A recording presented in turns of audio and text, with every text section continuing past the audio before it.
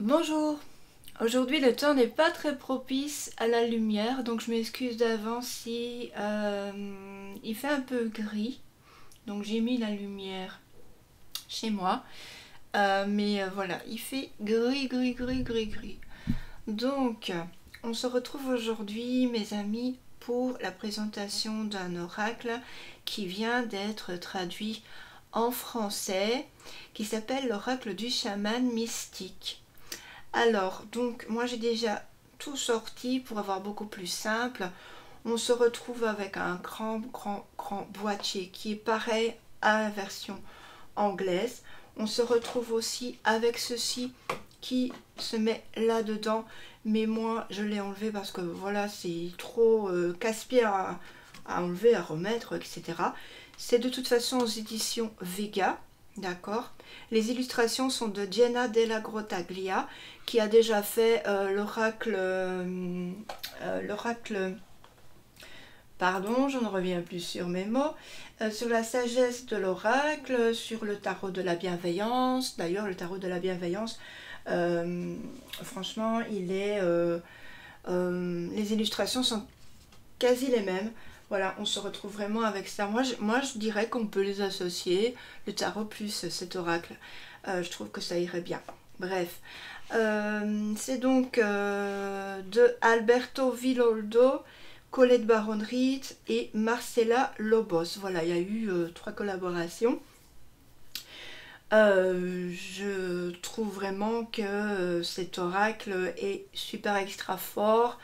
Il est très prenant au niveau des illustrations aussi, ça va vraiment beaucoup, je dis toujours beaucoup dans mes vidéos, ça va vous parler en fait de toute façon, voilà, pour ceux qui le voulaient en français, et bien voilà, votre vœu est exaucé et le mien aussi. Bon, on va regarder la boîte, donc la boîte sur les côtés, ça va se présenter comme ceci.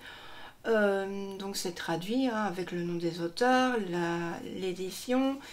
On a ce regard et puis on a cette aquarelle avec des bisons et alors un genre de cercle, je sais pas trop c'est quoi, si vous savez dites-le moi. On a ce symbole qui est pour moi donc 2 branches, donc je remets ça là sur le côté parce qu'autrement ça prend trop de place. Oui, par contre j'ai oublié de vous montrer l'intérieur, tête en l'air que je suis. Donc ça s'ouvre comme ceci. Hop, c'est aimanté. On a à l'intérieur ceci. Les légendes racontent qu'à l'époque où le temps et le langage n'existaient pas, il y avait les symboles sacrés. On a une languette solide. Voilà, pour enlever le boîtier, parce que le boîtier des cartes se trouve ici du coup. Hop. Voilà, la languette est super extra solide, j'aime bien parce qu'il y a certaines fois on retrouve des languettes qui ne tiennent pas la route, qui sont collées et qu'il faut à chaque fois recoller. Donc voilà, ça c'est pour le boîtier, pour avoir plus d'idées là-dessus. Maintenant on va regarder le livre. C'est un livre d'accompagnement, on a une couverture très rigide, on a un petit mot derrière, je vais vous lire ça. Les légendes racontent qu'à l'époque où le temps et le langage n'existaient pas, il y avait les symboles sacrés, la roue de médecine, la malédiction, l'aigle, le jaguar et tant d'autres apportaient l'espoir, conseillaient la prudence, mettaient l'accent sur la situation favorable, inspiraient la création, recherchaient le pouvoir et partageaient le savoir. Voilà. Et on vous dit qu'aujourd'hui, il y a 3 maîtres et guérisseurs, donc ils sont les auteurs, qui ont réuni leur sagesse et leur talent pour nous permettre de pénétrer dans le domaine des symboles sacrés avec l'oracle du chaman mystique et ses cartes magnifiquement illustrées par Jenna Della Grottaglia. Voilà. Alors, donc il y a une table des matières, message des auteurs. Les symboles sacrés de ces cartes sont partagés par tous les peuples. On peut les trouver dans les gravures des anciennes grottes situées dans les steppes mongoles et dans les pictogrammes du sud-ouest américain. Ils sont la pièce maîtresse des pétroglyphes africains, aborigènes et andins. Ils sont le cœur de la sagesse collective de l'humanité. Voilà. Donc je ne vous lis pas tout, hein, comme d'hab. Je vous fais juste un petit retour tout rapide. L'introduction, l'avenir est en nous afin de se transformer en nous longtemps avant que ça arrive. C'est de Rainer Maria Rilke. Ici, on va nous parler de la loi de synchronicité, la double mission de l'oracle, comment travailler avec ces cartes. Donc, il va contenir 5 ans. C'est un jeu qui va contenir 64 cartes, donc c'est énorme. Donc, on va avoir sur chaque carte la signification. Voilà, on va lire ça en premier, on va voir l'interprétation et la stratégie. L'interprétation, ce sera pour si vous lisez vos cartes à l'endroit. Et la stratégie, ce sera pour si vous lisez vos cartes à l'envers. Alors le petit truc qui est sympa à faire, c'est qu'on peut, quand on a mélangé, s'amuser à changer plusieurs cartes dans le jeu. Comme ça, on aura soit l'inversé, soit le droit. Mais si vous ne voulez pas le faire, voilà, c'est pas important, vous laissez à l'endroit. On va voir comment poser une question. On va avoir une sorte de question plus ouverte quand on va avoir une réponse, genre qu'ai-je besoin de savoir sur, et vous décrivez la situation pour servir au mieux mes intérêts. Une autre, comment puis-je améliorer ma situation. Voilà, il faut vraiment que la question soit ouverte. Alors, on va avoir les exemples de tirages qui seront un tirage à une carte, tirage à 3 cartes et tirage à 4 cartes. Ici, donc, on a 3 formes de tirage. Ensuite, on va avoir les cartes. Alors, les cartes, c'est très simple. On va avoir la miniature à gauche, la signification, l'interprétation et la stratégie juste en face. Donc, c'est cool. On n'a pas besoin d'aller plus loin. Puis ensuite, à la fin, on va nous parler des auteurs. Voilà, sur le livret. Maintenant, on va regarder les cartes. Donc, on a ce très beau boîtier qui est à part... enfin à l'intérieur du grand boîtier, et j'y arriverai. Voilà, alors on va se retrouver avec une languette pareil pour enlever les cartes, mais bon, moi c'est plus facile en faisant comme ça, c'est moins une perte de temps. Donc ici c'est bien la traduction du Mystical Shaman Oracle Card, donc qui a été traduit pour les Français ici en français. Ça va de soi. Bref, alors, moi j'avais déjà mélangé les cartes. Donc du coup les cartes elles seront un peu à l'envers, mais ça c'est pas grave. On a cette tranche épurée blanche, donc sans rien, sans dorure, sans rien du tout. On a une bonne qualité des cartes. Vous voyez. On a un dos qui fait penser, de toute façon c'est sûrement ça, à l'intérieur d'un arc quand il est coupé, vous savez, ça me fait toujours mal au cœur de voir un arc coupé, enfin bref. Et on voit combien d'années l'arbre a vécu, donc quel âge il a. Voilà, on a les points cardinaux je pense ici. Voilà, c'est mat. Un brillant n'aurait pas été beau pour ce genre de carte. Les illustrations se prêtent vraiment au mat, ça c'est hyper important. Voilà. Donc maintenant on va regarder les cartes une par une.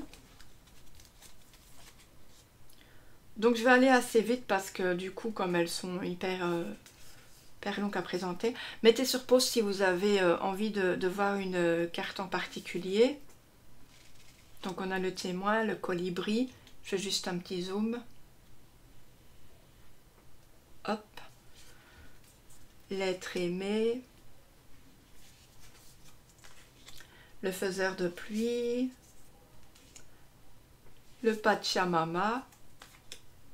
Le chaman mystique. Alors, du coup c'est vraiment le chaman mystique dont on parle dans le jeu. Le monde du milieu. Le chemin multiple, les chemins multiples, pourquoi le... Je ne sais pas pourquoi j'ai dit ça. Le guerrier lumineux. On a l'éclair, on a le jaguar qui est magnifique. Les animaux sont hyper beaux dans ces illustrations. J'aime beaucoup cette illustratrice qui... Voilà, elle est géniale. On a la lune. On a la roue de médecine. On a la magie. On a le monde inférieur. le gardien de la terre, l'aigle. La malédiction, on a le coyote, on a le hochet, on a le vent, on a l'eau, le monde d'en haut, le maître du temps, on a apprivoisé le vent, le cœur du ciel, la danse des fantômes, le chasseur, le maïs, le cercle, l'épée, la flèche,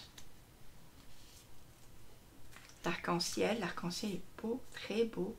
On a la chouette, trop belle chouette. On a l'offrande, le flux, donc l'énergie, la sauvageonne,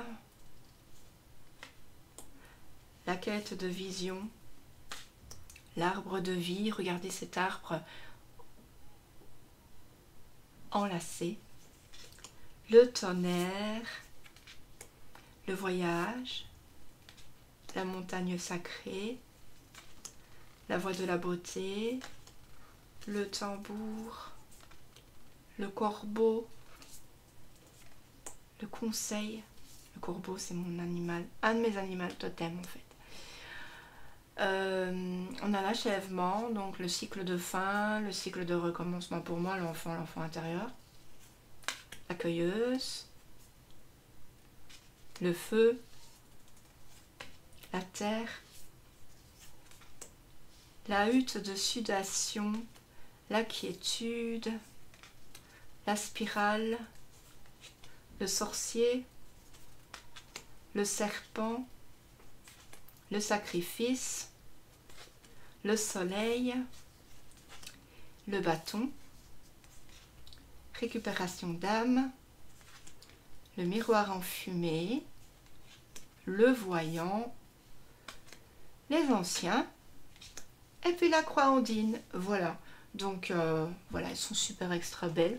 Maintenant j'avais envie de vous faire un petit tirage de cartes, donc un tirage de cartes intemporel juste pour vous et moi.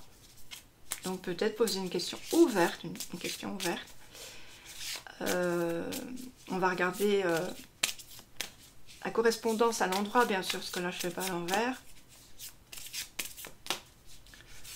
Allez.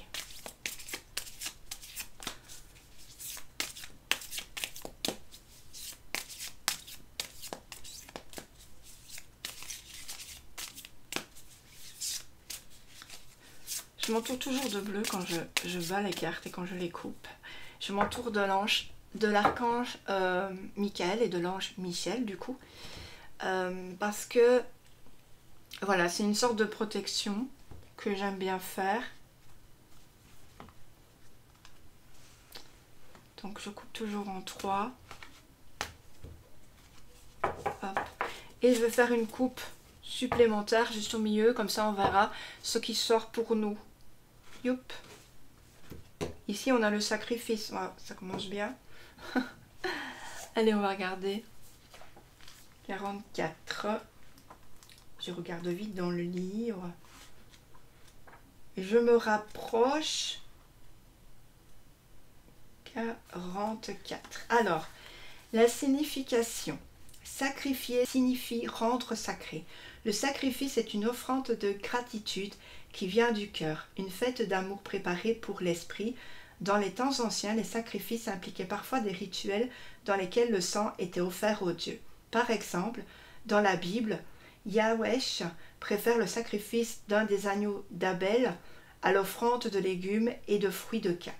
En Amérique centrale, cependant, Quetzalcoatl, le seigneur de l'aube, est venu enseigner que l'esprit préférait nos chants et nos prières au sang des humains ou des animaux. L'interprétation, le sacrifice demande que vous offriez à l'esprit ce qui est le plus précieux pour vous. Votre offrande sera sanctifiée et vous sera rendue au centuple. Vous serez élevé à l'autel où vous avez prié et rencontrerez le divin à la table où se déroule la fête céleste. Vous êtes invité à participer à ce banquet. Votre cœur est la seule offrande précieuse que vous puissiez apporter. La vie a été généreuse avec vous de tant de façons. Alors moi je pense que le sacrifice, pour moi, le sacrifice c'est d'être là pour les autres. Peut-être le sacrifice du temps, voilà. Je sacrifie mon temps aujourd'hui, j'ai envie d'aller au cinéma. Et puis finalement, il y a quelqu'un qui, ma famille ou mes amis, qui me demande de l'aide. Et voilà, je sacrifie le fait d'aller au cinéma pour pouvoir aider mon proche ou mon ami, tout simplement. Et finalement, oui, tout ce qu'on sacrifie, ça vient du cœur, parce que ça part du cœur, ça part de notre première envie, en fait. Si on n'est pas du tout motivé pour sacrifier quelque chose, voilà, on ne le fera pas. Et on ne peut pas dire qu'on a sacrifié quelque chose. On ne sacrifie pas notre vie pour les autres, c'est pas vrai, ça vient de nous.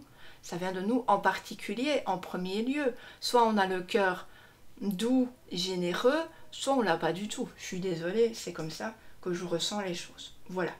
Donc, nous devrions, nous, avec cette carte, hein, nous tous, sacrifier quelque chose. Voilà. S'il y a une personne qui vient à votre, qui vient vers vous et qui vous demande quelque chose, pensez à cette carte. Voilà, tout simplement. Alors, moi je trouve cet oracle, comme d'hab, superbe. En général, il n'y a pas beaucoup d'oracles qui me déplaisent, donc du coup, j'ai rien à redire là-dessus. Voilà, ils ont gardé le même modèle que la partie anglaise pour cet oracle. Et moi, je trouve ça cool. Et en soi, c'est logique, quoi, parce que ça aurait été un autre oracle, une autre forme, ça aurait vraiment pas fait le coup. Voilà. Bravo aux éditions Très Daniel, enfin, les éditions Vega, en tous les cas, pour ce magnifique jeu traduction française. Voilà. Donc, je vous abandonne ici, les amis. Oh, bah, c'est déjà dur de vous quitter. En tout cas, j'ai passé un bon moment en votre compagnie. N'hésitez pas à me laisser un gros like sur ma vidéo, sur cette petite vidéo là. À me dire ce que vous en pensez. Si vous êtes content ou pas qu'il y ait eu cette traduction. Je pense que oui, hein, parce que quand il faut traduire, c'est pas évident du tout. Voilà, je vous fais d'énormes bisous. Ne vous inquiétez pas, on se retrouve bientôt dans de nouvelles vidéos et de nouvelles aventures. À très bientôt. Ciao, ciao, salut.